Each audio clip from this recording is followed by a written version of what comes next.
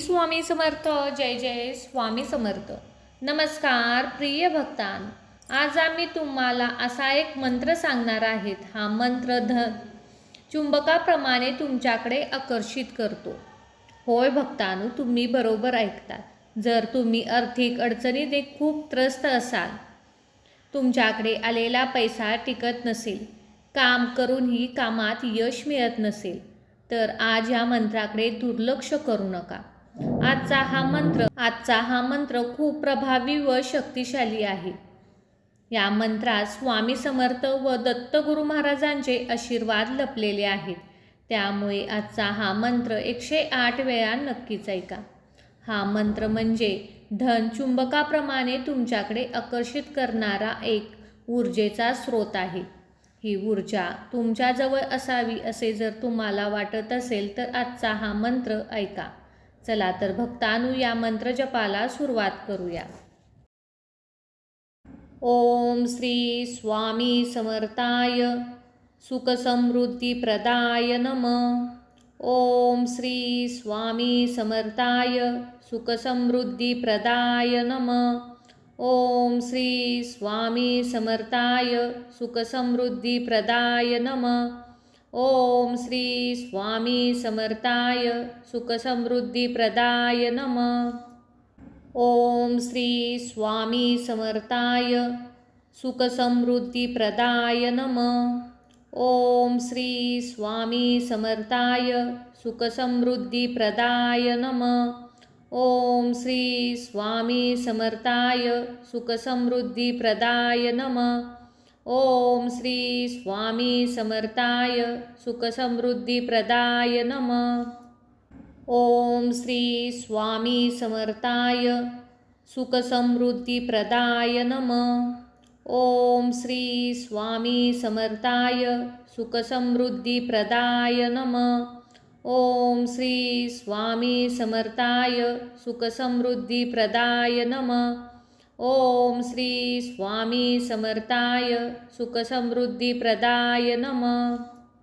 ओम श्री स्वामी समर्थाय सुख समृद्धी प्रदाय नमः. ओम श्री स्वामी समर्थाय सुख समृद्धी प्रदाय नमः. ओम श्री स्वामी समर्थाय सुख समृद्धी प्रदाय नमः. ओम श्री स्वामी समर्थाय सुख समृद्धी प्रदाय नमः. ओम श्री स्वामी समर्थाय सुख समृद्धी प्रदाय नमः. ओम श्री स्वामी समर्थाय सुख समृद्धी प्रदाय नमः. ओम श्री स्वामी समर्थाय सुख समृद्धी प्रदाय नमः. ओम श्री स्वामी समर्थाय सुख समृद्धी प्रदाय नमः. ओम श्री स्वामी समर्थाय सुख समृद्धी प्रदाय नमः.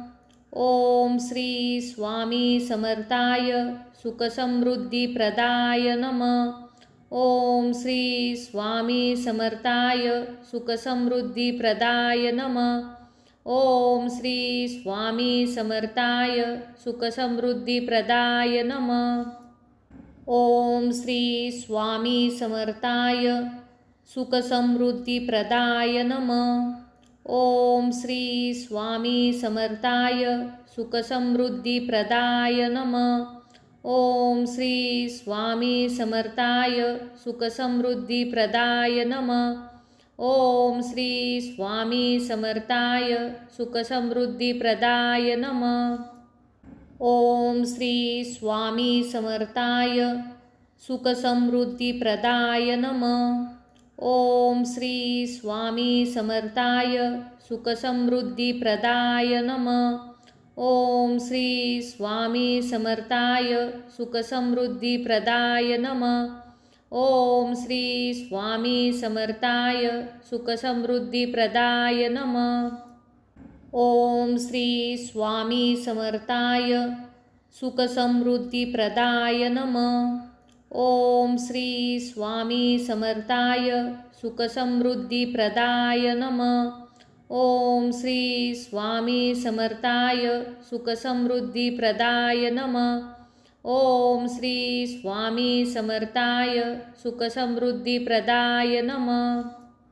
ओम श्री स्वामी समर्थाय सुखसमृद्धीप्रदाय नमः. ओम श्री स्वामी समर्थाय सुखसमृद्धीप्रदाय नमः. ओम श्री स्वामी समर्थाय सुखसमृद्धीप्रदाय नमः. ओम श्री स्वामी समर्थाय सुखसमृद्धीप्रदाय नमः. ओम श्री स्वामी समर्थाय सुखसमृद्धीप्रदाय नमः. ओम श्री स्वामी समर्थाय सुखसमृद्धीप्रदाय नमः. ओम श्री स्वामी समर्थाय सुखसमृद्धीप्रदाय नमः. ओम श्री स्वामी समर्थाय सुखसमृद्धीप्रदाय नमः. ओम श्री स्वामी समर्थाय सुखसमृद्धीप्रदाय नमः. ओम श्री स्वामी समर्थाय सुखसमृद्धीप्रदाय नमः. ओम श्री स्वामी समर्थाय सुखसमृद्धीप्रदाय नमः. ओम श्री स्वामी समर्थाय सुखसमृद्धीप्रदाय नमः. ओम श्री स्वामी समर्थाय सुखसमृद्धीप्रदाय नमः. ओम श्री स्वामी समर्थाय सुखसमृद्धीप्रदाय नमः. ओम श्री स्वामी समर्थाय सुखसमृद्धीप्रदाय नमः. ओम श्री स्वामी समर्थाय सुखसमृद्धीप्रदाय नमः. ओम श्री स्वामी समर्थाय सुखसमृद्धीप्रदाय नमः. ओम श्री स्वामी समर्थाय सुखसमृद्धीप्रदाय नमः. ओम श्री स्वामी समर्थाय सुखसमृद्धीप्रदाय नमः. ओम श्री स्वामी समर्थाय सुखसमृद्धीप्रदाय नमः. ओम श्री स्वामी समर्थाय सुखसमृद्धीप्रदाय नमः. ओम श्री स्वामी समर्थाय सुखसमृद्धीप्रदाय नमः. ओम श्री स्वामी समर्थाय सुखसमृद्धीप्रदाय नमः. ओम श्री स्वामी समर्थाय सुखसमृद्धीप्रदाय नमः. ओम श्री स्वामी समर्थाय सुखसमृद्धीप्रदाय नमः. ओम श्री स्वामी समर्थाय सुखसमृद्धीप्रदाय नमः. ओम श्री स्वामी समर्थाय सुखसमृद्धीप्रदाय नमः.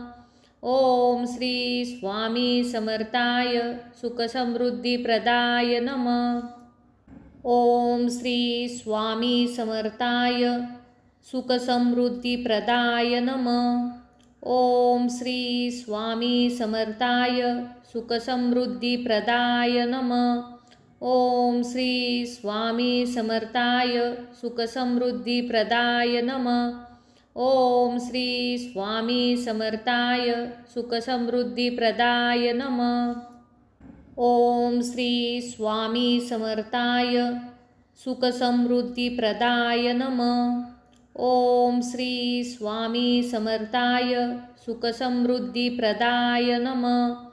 ओम श्री स्वामी समर्थाय सुखसमृद्धीप्रदाय नमः. ओम श्री स्वामी समर्थाय सुखसमृद्धीप्रदाय नमः. ओम श्री स्वामी समर्थाय सुखसमृद्धीप्रदाय नमः.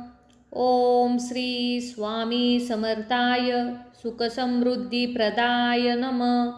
ओम श्री स्वामी समर्थाय सुखसमृद्धीप्रदाय नमः.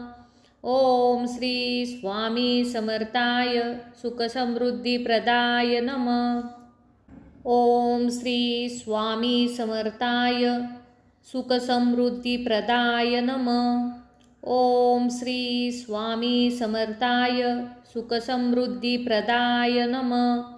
ओम श्री स्वामी समर्थाय सुखसमृद्धीप्रदाय नमः. ओम श्री स्वामी समर्थाय सुखसमृद्धीप्रदाय नमः। ओम श्री स्वामी समर्थाय सुखसमृद्धीप्रदाय नमः। ओम श्री स्वामी समर्थाय सुखसमृद्धीप्रदाय नमः। ओम श्री स्वामी समर्थाय सुखसमृद्धीप्रदाय नमः। ओम श्री स्वामी समर्थाय सुखसमृद्धीप्रदाय नमः। ओम श्री स्वामी समर्थाय सुखसमृद्धीप्रदाय नमः। ओम श्री स्वामी समर्थाय सुखसमृद्धीप्रदाय नमः। ओम श्री स्वामी समर्थाय सुखसमृद्धीप्रदाय नमः। ओम श्री स्वामी समर्थाय सुखसमृद्धीप्रदाय नमः। ओम श्री स्वामी समर्थाय सुखसमृद्धीप्रदाय नमः। ओम श्री स्वामी समर्थाय सुखसमृद्धीप्रदाय नमः। ओम श्री स्वामी समर्थाय सुखसमृद्धीप्रदाय नमः। ओम श्री स्वामी समर्थाय सुखसमृद्धीप्रदाय नमः। ओम श्री स्वामी समर्थाय सुखसमृद्धीप्रदाय नमः। ओम श्री स्वामी समर्थाय सुखसमृद्धीप्रदाय नमः। ओम श्री स्वामी समर्थाय सुखसमृद्धीप्रदाय नमः। ओम श्री स्वामी समर्थाय सुखसमृद्धीप्रदाय नमः।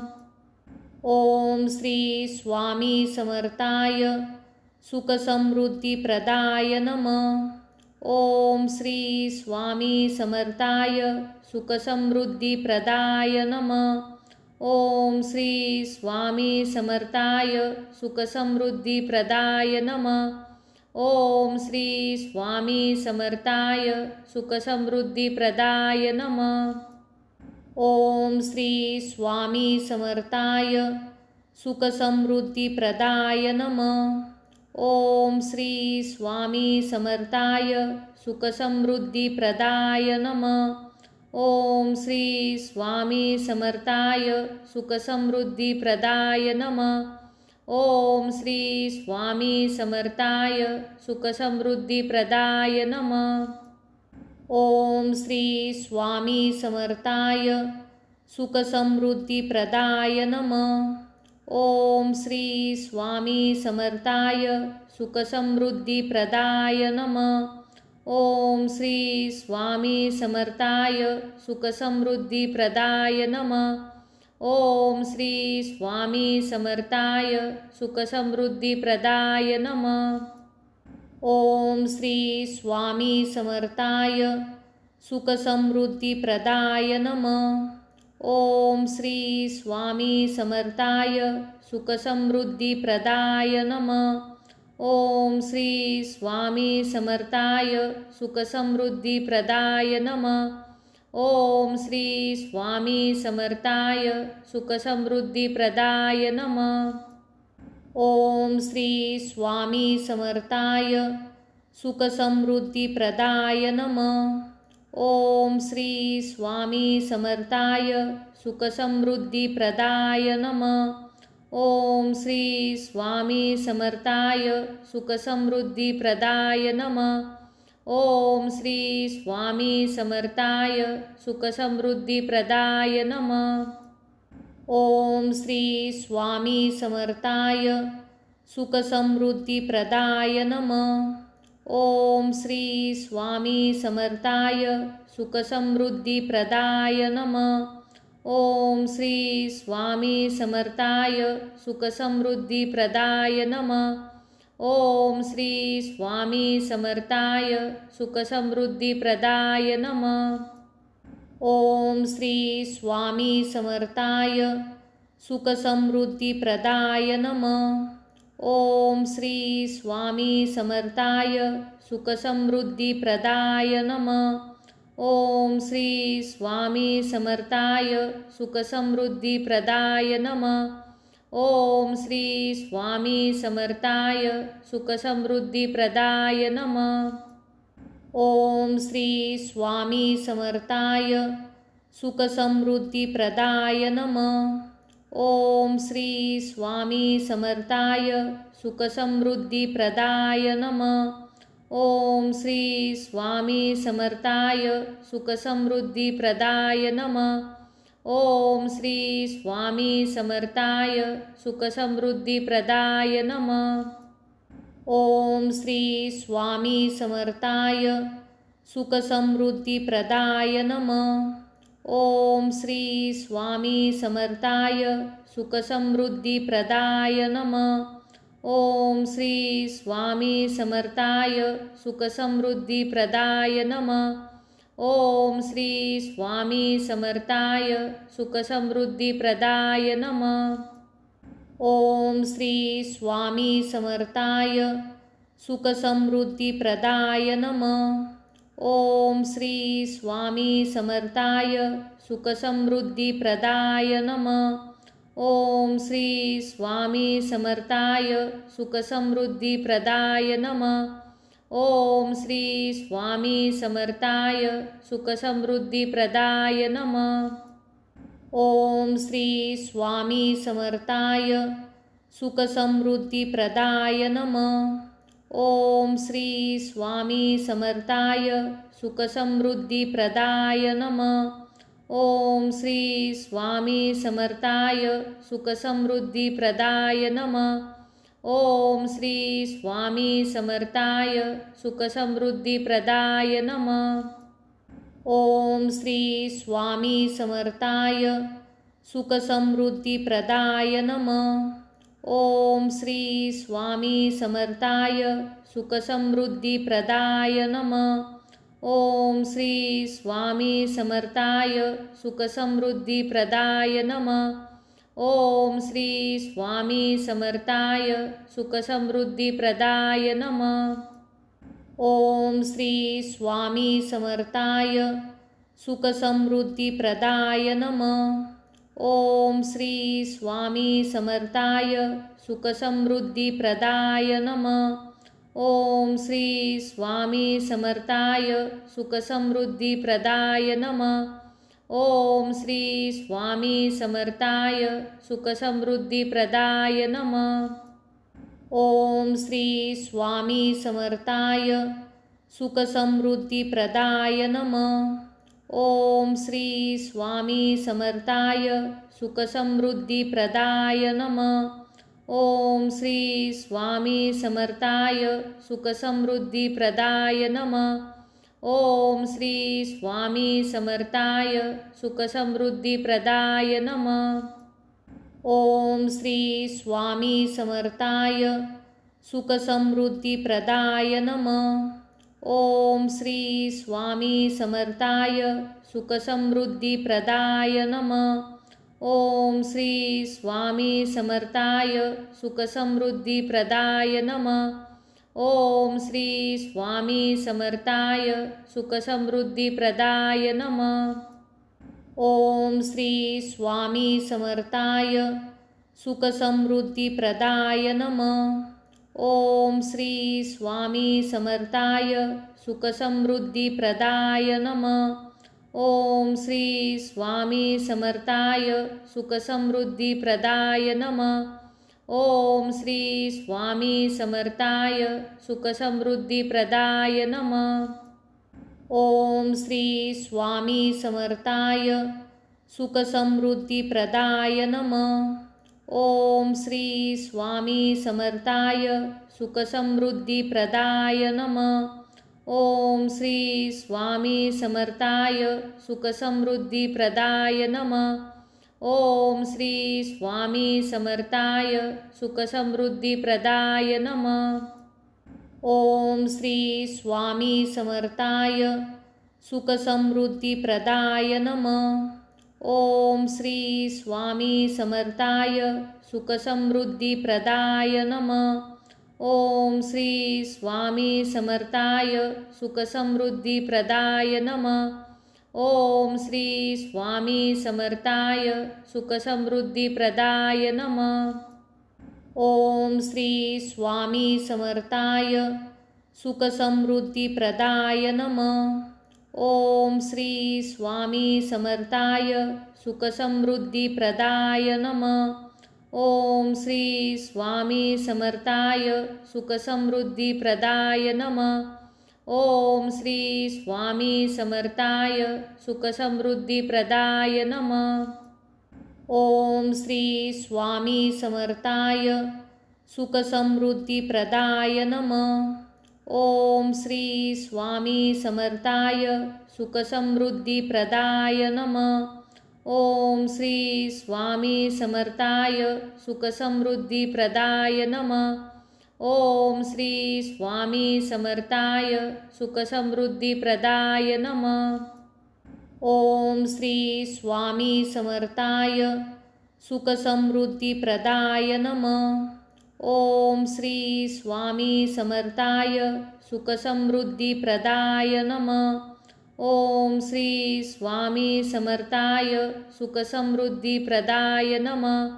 ओम श्री स्वामी समर्थाय सुखसमृद्धीप्रदाय नमः. ओम श्री स्वामी समर्थाय सुखसमृद्धीप्रदाय नमः. ओम श्री स्वामी समर्थाय सुखसमृद्धीप्रदाय नमः. ओम श्री स्वामी समर्थाय सुखसमृद्धीप्रदाय नमः. ओम श्री स्वामी समर्थाय सुखसमृद्धीप्रदाय नमः. ओम श्री स्वामी समर्थाय सुखसमृद्धीप्रदाय नमः. ओम श्री स्वामी समर्थाय सुखसमृद्धीप्रदाय नमः. ओम श्री स्वामी समर्थाय सुखसमृद्धीप्रदाय नमः. ओम श्री स्वामी समर्थाय सुखसमृद्धीप्रदाय नमः. ओम श्री स्वामी समर्थाय सुखसमृद्धीप्रदाय नमः. ओम श्री स्वामी समर्थाय सुखसमृद्धीप्रदाय नमः. ओम श्री स्वामी समर्थाय सुखसमृद्धीप्रदाय नमः. ओम श्री स्वामी समर्थाय सुखसमृद्धीप्रदाय नमः. ओम श्री स्वामी समर्थाय सुखसमृद्धीप्रदाय नमः. ओम श्री स्वामी समर्थाय सुखसमृद्धीप्रदाय नमः. ओम श्री स्वामी समर्थाय सुखसमृद्धीप्रदाय नमः. ओम श्री स्वामी समर्थाय सुखसमृद्धीप्रदाय नमः.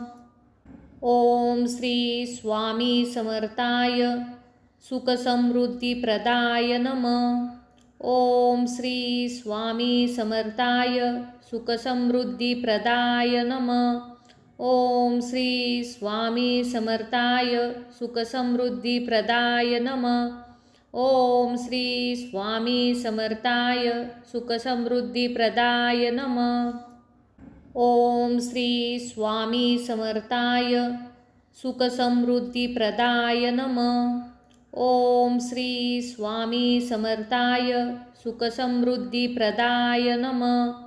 ओम श्री स्वामी समर्थाय सुखसमृद्धीप्रदाय नमः. ओम श्री स्वामी समर्थाय सुखसमृद्धीप्रदाय नमः. ओम श्री स्वामी समर्थाय सुखसमृद्धीप्रदाय नमः. ओम श्री स्वामी समर्थाय सुखसमृद्धीप्रदाय नमः. ओम श्री स्वामी समर्थाय सुखसमृद्धीप्रदाय नमः. ओम श्री स्वामी समर्थाय सुखसमृद्धीप्रदाय नमः. ओम श्री स्वामी समर्थाय सुखसमृद्धीप्रदाय नमः. ओम श्री स्वामी समर्थाय सुखसमृद्धीप्रदाय नमः. ओम श्री स्वामी समर्थाय सुखसमृद्धीप्रदाय नमः. ओम श्री स्वामी समर्थाय सुखसमृद्धीप्रदाय नमः. ओम श्री स्वामी समर्थाय सुखसमृद्धीप्रदाय नमः. ओम श्री स्वामी समर्थाय सुखसमृद्धीप्रदाय नमः. ओम श्री स्वामी समर्थाय सुखसमृद्धीप्रदाय नमः. ओम श्री स्वामी समर्थाय सुखसमृद्धीप्रदाय नमः. ओम श्री स्वामी समर्थाय सुखसमृद्धीप्रदाय नमः. ओम श्री स्वामी समर्थाय सुखसमृद्धीप्रदाय नमः. ओम श्री स्वामी समर्थाय सुखसमृद्धीप्रदाय नमः. ओम श्री स्वामी समर्थाय सुखसमृद्धीप्रदाय नमः. ओम श्री स्वामी समर्थाय सुखसमृद्धीप्रदाय नमः. ओम श्री स्वामी समर्थाय सुखसमृद्धीप्रदाय नमः. ओम श्री स्वामी समर्थाय सुखसमृद्धीप्रदाय नमः. ओम श्री स्वामी समर्थाय सुखसमृद्धीप्रदाय नमः. ओम श्री स्वामी समर्थाय सुखसमृद्धीप्रदाय नमः. ओम श्री स्वामी समर्थाय सुखसमृद्धीप्रदाय नमः. ओम श्री स्वामी समर्थाय सुखसमृद्धीप्रदाय नमः. ओम श्री स्वामी समर्थाय सुखसमृद्धीप्रदाय नमः. ओम श्री स्वामी समर्थाय सुखसमृद्धीप्रदाय नमः. ओम श्री स्वामी समर्थाय सुखसमृद्धीप्रदाय नमः. ओम श्री स्वामी समर्थाय सुखसमृद्धीप्रदाय नमः. ओम श्री स्वामी समर्थाय सुखसमृद्धीप्रदाय नमः. ओम श्री स्वामी समर्थाय सुखसमृद्धीप्रदाय नमः. ओम श्री स्वामी समर्थाय सुखसमृद्धीप्रदाय नमः. ओम श्री स्वामी समर्थाय सुखसमृद्धीप्रदाय नमः. ओम श्री स्वामी समर्थाय सुखसमृद्धीप्रदाय नमः. ओम श्री स्वामी समर्थाय सुखसमृद्धीप्रदाय नमः. ओम श्री स्वामी समर्थाय सुखसमृद्धीप्रदाय नमः. ओम श्री स्वामी समर्थाय सुखसमृद्धीप्रदाय नमः. ओम श्री स्वामी समर्थाय सुखसमृद्धीप्रदाय नमः. ओम श्री स्वामी समर्थाय सुखसमृद्धीप्रदाय नमः. ओम श्री स्वामी समर्थाय सुखसमृद्धीप्रदाय नमः. ओम श्री स्वामी समर्थाय सुखसमृद्धीप्रदाय नमः. ओम श्री स्वामी समर्थाय सुखसमृद्धीप्रदाय नमः. ओम श्री स्वामी समर्थाय सुखसमृद्धीप्रदाय नमः. ओम श्री स्वामी समर्थाय सुखसमृद्धीप्रदाय नमः. ओम श्री स्वामी समर्थाय सुखसमृद्धीप्रदाय नमः. ओम श्री स्वामी समर्थाय सुखसमृद्धीप्रदाय नमः. ओम श्री स्वामी समर्थाय सुखसमृद्धीप्रदाय नमः. ओम श्री स्वामी समर्थाय सुखसमृद्धीप्रदाय नमः. ओम श्री स्वामी समर्थाय सुखसमृद्धीप्रदाय नमः. ओम श्री स्वामी समर्थाय सुखसमृद्धीप्रदाय नमः. ओम श्री स्वामी समर्थाय सुखसमृद्धीप्रदाय नमः. ओम श्री स्वामी समर्थाय सुखसमृद्धीप्रदाय नमः. ओम श्री स्वामी समर्थाय सुखसमृद्धीप्रदाय नमः. ओम श्री स्वामी समर्थाय सुखसमृद्धीप्रदाय नमः. ओम श्री स्वामी समर्थाय सुखसमृद्धीप्रदाय नमः। ओम श्री स्वामी समर्थाय सुखसमृद्धीप्रदाय नमः। ओम श्री स्वामी समर्थाय सुखसमृद्धीप्रदाय नमः। ओम श्री स्वामी समर्थाय सुखसमृद्धीप्रदाय नमः। ओम श्री स्वामी समर्थाय सुखसमृद्धीप्रदाय नमः। ओम श्री स्वामी समर्थाय सुखसमृद्धीप्रदाय नमः। ओम श्री स्वामी समर्थाय सुखसमृद्धीप्रदाय नमः। ओम श्री स्वामी समर्थाय सुखसमृद्धीप्रदाय नमः। ओम श्री स्वामी समर्थाय सुखसमृद्धीप्रदाय नमः। ओम श्री स्वामी समर्थाय सुखसमृद्धीप्रदाय नमः। ओम श्री स्वामी समर्थाय सुखसमृद्धीप्रदाय नमः। ओम श्री स्वामी समर्थाय सुखसमृद्धीप्रदाय नमः। ओम श्री स्वामी समर्थाय सुखसमृद्धीप्रदाय नमः। ओम श्री स्वामी समर्थाय सुखसमृद्धीप्रदाय नमः। ओम श्री स्वामी समर्थाय सुखसमृद्धीप्रदाय नमः।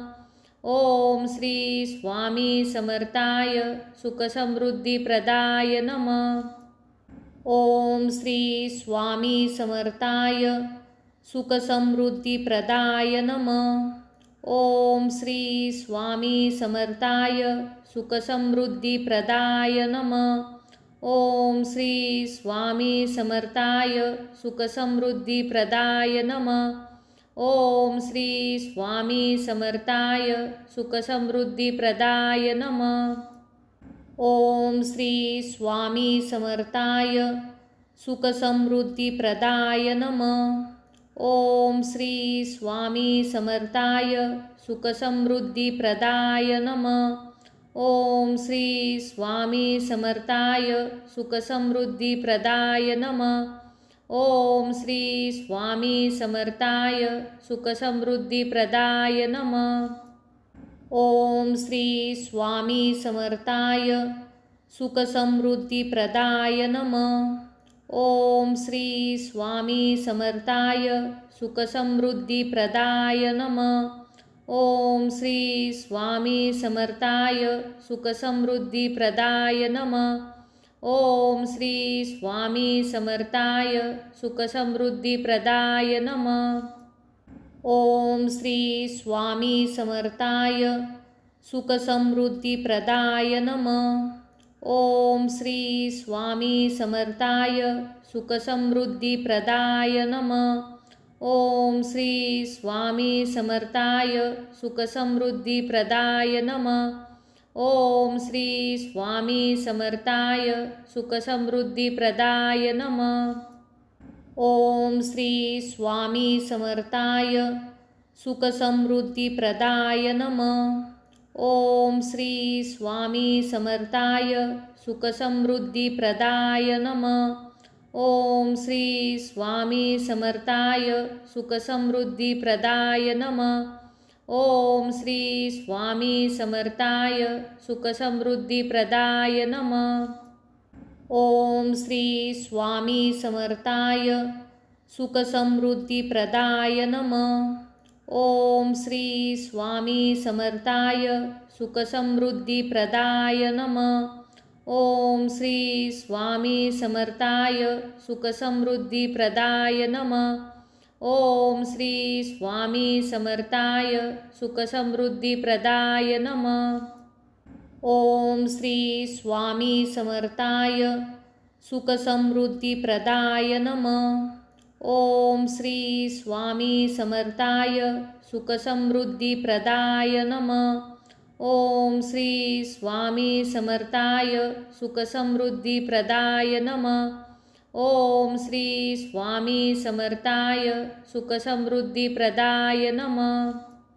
ओम श्री स्वामी समर्थाय सुखसमृद्धिप्रदाय नमः.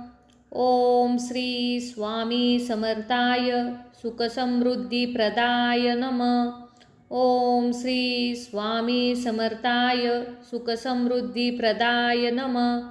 ओम श्री स्वामी समर्थाय सुखसमृद्धिप्रदाय नमः. ओम श्री स्वामी समर्थाय सुखसमृद्धिप्रदाय नमः. ओम श्री स्वामी समर्थाय सुखसमृद्धिप्रदाय नमः. ओम श्री स्वामी समर्थाय सुखसमृद्धिप्रदाय नमः. ओम श्री स्वामी समर्थाय सुखसमृद्धिप्रदाय नमः.